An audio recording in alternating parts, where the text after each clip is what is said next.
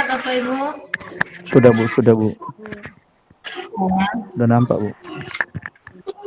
Ya Bu.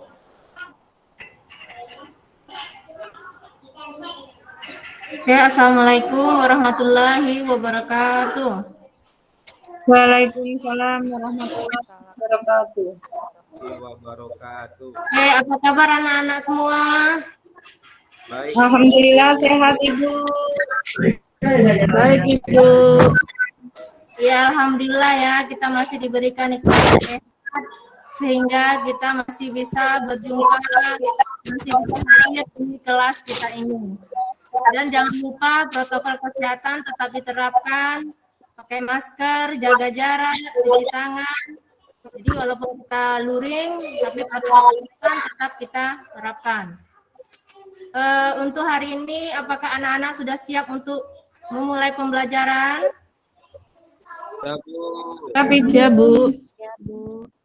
Oke, siap ya. Sekarang kita berdoa dulu ya. Berdoa silakan dipimpin oleh anak saya, Desi. Ada Desi, Bu, silakan. Iya Ibu. Mari teman-teman kita sebelum pembelajaran hari ini berdoa terlebih dahulu. Berdoa mulai. Berdoa selesai.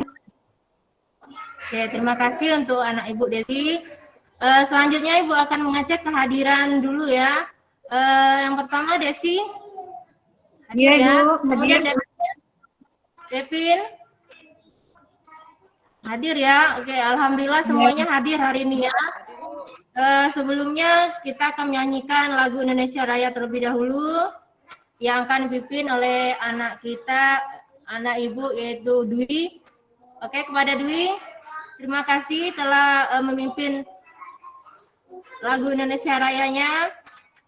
Sebelum kita masuk ke pembelajaran, Ibu mau tanya terlebih dahulu, apakah ada anak-anak Ibu yang mengalami gangguan tidur? Mungkin ada yang sulit tidur, ada yang tidurnya berlebihan, ada yang mengigau, mungkin ada yang mendengkur. Kayak kira-kira, ayo siapa yang mengalami gangguan tidur, anak Ibu? Ada Ibu. Saya Bu. Ada ya. Berarti kita semua mungkin punya masalah gangguan tidur ya, tapi gangguan tidurnya yang berbeda. Untuk materi hari ini kita menyambung dari yang kemarin. Kemarin kita membahas tentang konsep gangguan tidur, dan hari ini kita akan membahas masalah atau gangguan daripada gangguan tidur itu sendiri.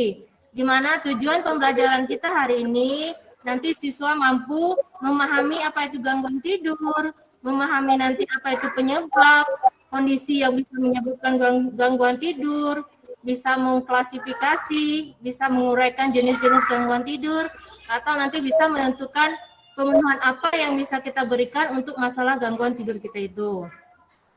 Di mana nanti dalam proses pembelajaran, Ibu akan membagikan anak-anak Ibu ini ke dalam 3 kelompok. Sebelumnya Ibu akan menampilkan sebuah video tentang gangguan tidur. Oke, silakan anak-anak sekalian cermati, dengarkan, serta catat apa yang akan kalian ambil atau makna yang kalian dapat dari tampilan video tersebut. Oke, ini videonya.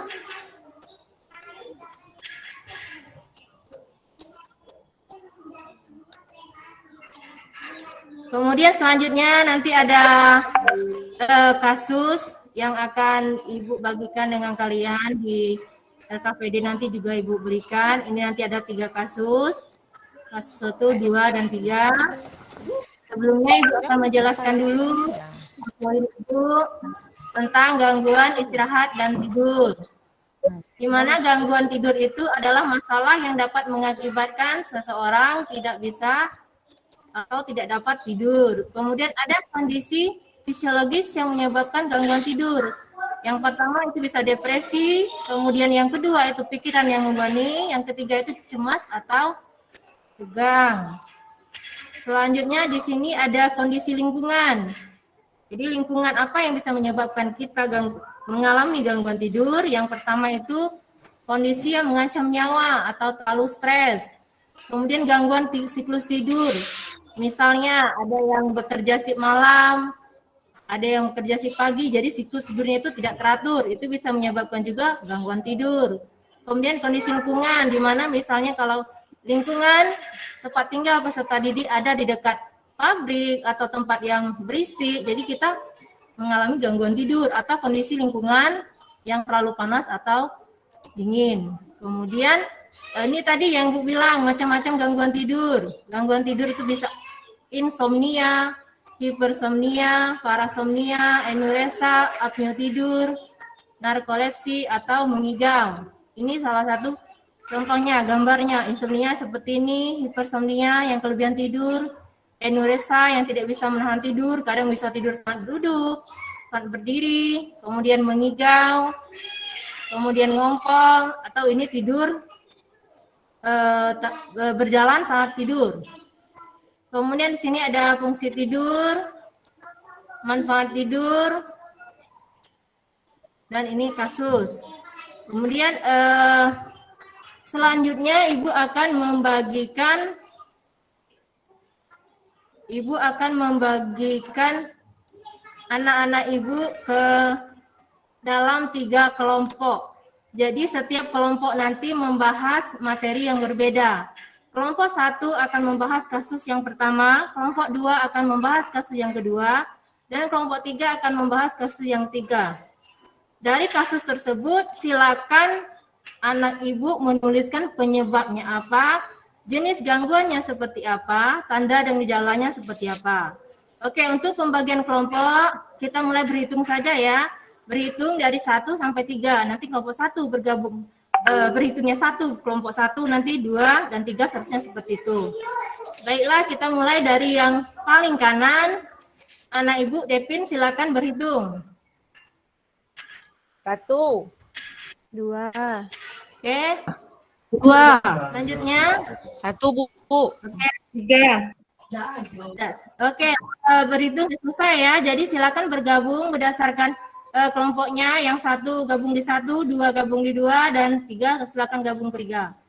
Diskusikan bersama kelompok tentang kasus yang kalian dapat. Jadi kasus yang Ibu bagikan tadi, boleh menggunakan buku bahan ajar yang telah Ibu bagikan, pengamatan video tadi, atau literasi buku lain. Boleh juga memakai internet ya.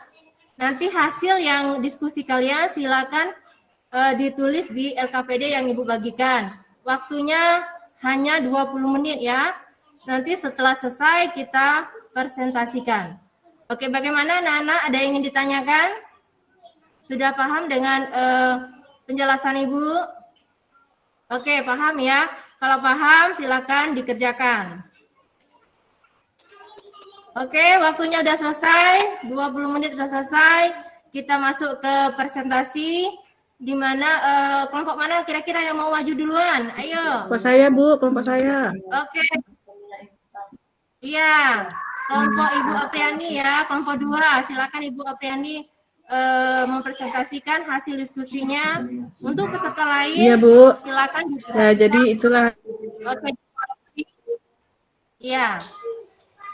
Oke, terima kasih ya untuk kelompok 2. Hasil diskusi presentasinya bagus sekali. Untuk kelompok lain, silakan berikan tanggapan atau masukan demi perbaikan kelompok 1. Oke, terima kasih untuk kelompok 3 yang telah memberikan masukan. Presentasinya bagus. Dan untuk keseluruhan presentasi kita hari ini sudah bagus. Semua siswa Ibu sudah aktif, sudah berpartisipasi. Dan Ibu harap terus ditingkatkan, jangan sampai berhenti di sini. Oke, untuk kelompok silakan simpulkan apa yang kita dapat hari ini. Oke, terima kasih untuk anak Ibu Freddy yang telah menyimpulkan diskusi hari ini. Iya, Bu. Jadi diskusi hari ini. Kemudian untuk gangguan tidur, seperti yang bilang anak Ibu Freddy, bahwa setiap orang itu mempunyai masalah gangguan tidur yang berbeda. Jadi dari masalah yang berbeda itu sudah tentu penanganannya nanti juga berbeda, seperti itu ya. Terima kasih untuk penyampaian kesimpulannya. Nanti Ibu terakhir akan berikan soal evaluasi ya. Soal evaluasi yang akan Ibu bagikan. Untuk pembelajaran selanjutnya, kita akan membahas tentang oksigenasi ya. Sebelum itu, Ibu ingin bertanya, kira-kira apa pembelajaran hari ini yang paling kalian senangi atau yang menjadi kesulitan bagi anak-anak Ibu sekalian? Silakan. Ayo anak Ibu. Oke, terima kasih kepada anak Ibu Desi telah menyampaikan pembelajaran yang paling dia sukai ya. Karena apa? Karena ini setiap orang hampir memiliki masalah seperti ini. Jadi dengan pembelajaran kita hari ini, mudah-mudahan ini bermanfaat untuk kita, bermanfaat untuk sendiri, bisa bermanfaat untuk orang-orang di sekitar kita.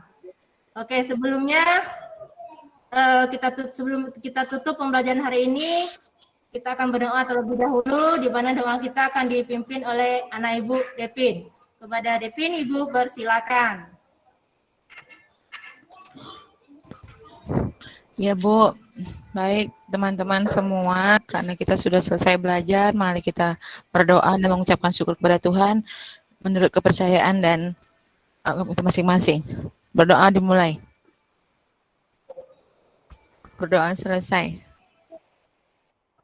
Oke, terima kasih untuk anak Ibu Depin. Ibu akhiri dengan Assalamualaikum warahmatullahi wabarakatuh. Waalaikumsalam warahmatullahi wabarakatuh. Waalaikumsalam warahmatullahi wabarakatuh. Waalaikumsalam. Waalaikumsalam warahmatullahi wabarakatuh.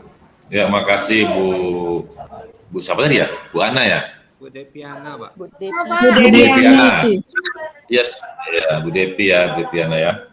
Karena saya nggak lihat itunya, nggak nampak sama saya.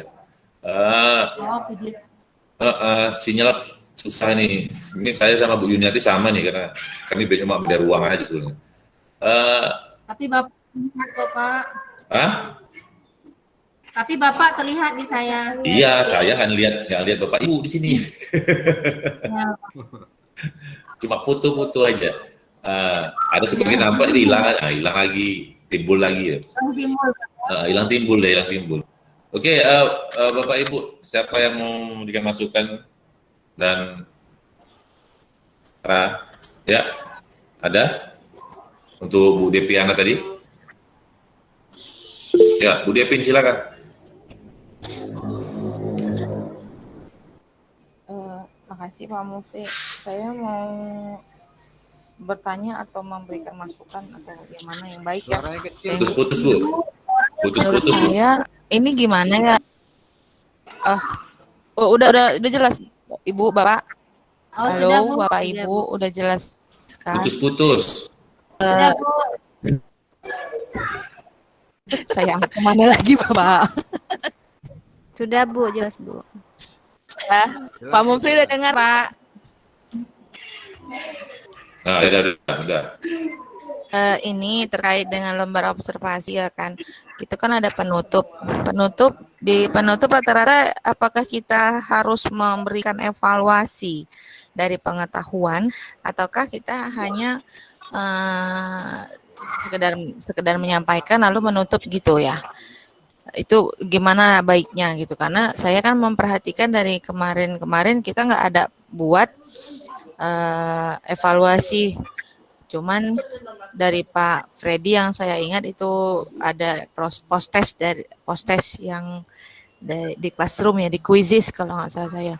Itu bagaimana ya menurut Bapak Ibu dan juga Ibu Depiana, karena nggak ada evaluasinya, itu apakah sudah tercapai EPP kita atau bagaimana gitu untuk pencapaiannya. Terima kasih. Karena kan kita ada instrumen evaluasi untuk evaluasi pengetahuan itu. Terima kasih ya Pak.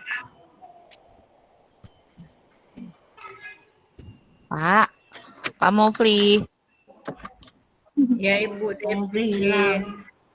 Lanjut, putus-putus Bu, lanjut aja Bu Depiana. Sama saya dengarnya putus-putus. Oh iya. Izin Bu Depin, saya tanggapi ya. Iya boleh Bu Ika, Iya. Memang idealnya ya Bapak Ibu, idealnya itu memang harus ada.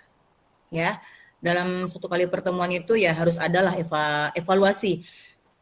Dan tidak harus bentuknya itu soal seperti yang Mbak Ibu tampilkan di rubrik penilaian itu kan ada, ya, bagian asesmen penilaian ada soal-soalnya. Itu bisa muncul di akhir pembelajaran boleh, itu bisa muncul di penilaian yang lain boleh ya, seperti di formatif, sumatif boleh ya. Seyogianya memang adalah evaluasi di akhir dari setiap pertemuan ya. Kalau kondisi daring boleh divariasikan dengan Quizzes, dengan form ya, dengan Kahoot. Ya, agar ada capaian kita untuk melihat sejauh mana peserta didik itu telah menguasai informasi yang telah kita berikan begitu. Sebaiknya idealnya ada.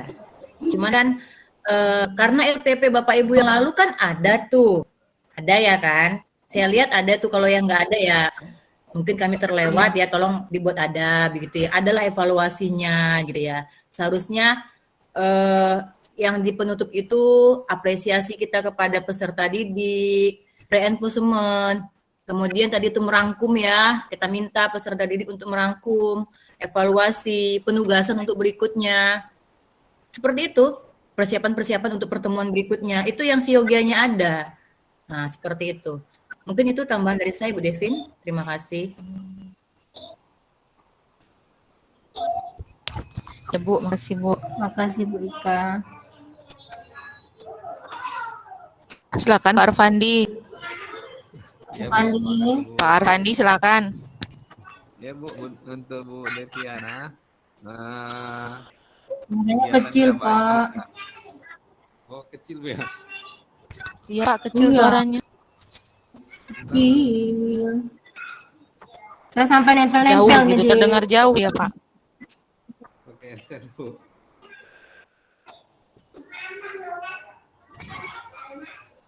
Udah dengar Bu? Dengar Pak, cuman dikecil. Waduh. Jauh gitu Pak Arfandi, suaranya jauh. Ya, kecil. Ya Bu, saya coba ini Bu mulai. ya. Ini dengar Bu? Dengar. Nah, untuk penampilan Bu Deviana udah baik Bu. Jadi dari kegiatan yang hari pertama sampai dengan yang kedua ini banyak yang mengalami perubahan signifikan, dari penampilan sangat baik. Tapi sedikit ini cuma menambah Bu. Jadi semua yang kita lakukan ini dalam tahap pendahuluan itu kurangnya adanya apresiasi Bu. Apresiasi yang kita berikan kepada anak dalam proses memulai pembelajaran. Nah itu Bu. Jadi dari kehadiran aja bisa kita apresiasi Bu. Wah bahagia kalian semua hadir. Nah itu kan udah memberikan apresiasi untuk di awal proses pendahuluan pembelajaran. Terus yang kedua, tadi ingin membahas juga masalah pengetahuan, penilaian pengetahuan belum muncul dalam setiap kita melakukan kegiatan proses pembelajaran. Kalau bisa saran Bu, dengan menggunakan aplikasi bisa Bu, atau Google Classroom, Google Form. Jadi anak-anak diberikan tugas PR boleh, atau pada saat dia mau kita akhirin, kita memberikan situs link Google Form atau LMS yang bisa dia mengerjakan evaluasi penilaian. Jadi setiap kita mau selesai, penilaian itu akan terbit, akan ada hasilnya, tercapai atau tidak materi yang kita berikan. Nah, itu. Jadi dari tugas LKPD ada juga nanti tugas berupa pengetahuan, bisa menggunakan aplikasi ataupun ya dengan metode-metode lainnya. Kalau bisa dengan menggunakan aplikasi Bu, sudah dengan waktu yang singkat anak dapat menjawab soal-soal tentang pengetahuan. Gitu. Mungkin itu aja tambahannya Bu untuk di yang pendahuluan dan di penutup. Terima kasih Bapak Ibu. Iya Pak. Oke, terima kasih untuk Pak Arfandi. Kalau di masukannya bagus Pak, cuman kalau untuk saya biasanya untuk evaluasi pengetahuan saya berikan tes lisan di akhirnya Pak. Kenapa kemarin di sekolah kita masih mempunyai aturan tidak boleh membawa HP anak-anaknya. Jadi untuk tes pengetahuannya saya biasakan lisan sebelum mengakhiri pembelajaran itu ada sekitar 5 menit untuk lisan. Jadi dia langsung mengisi gitu. Saya menyebutkan soal, dia langsung mengisi seperti itu. Terima kasih Pak Pandu dan Ibu Ibu untuk masukannya. Pada yang piket wajib duduk di meja. Oke, Pak Mukhlis.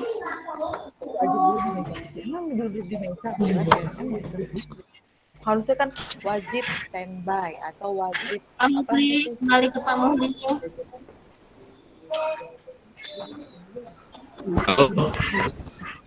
Ya Pak, sudah Pak. Oh iya.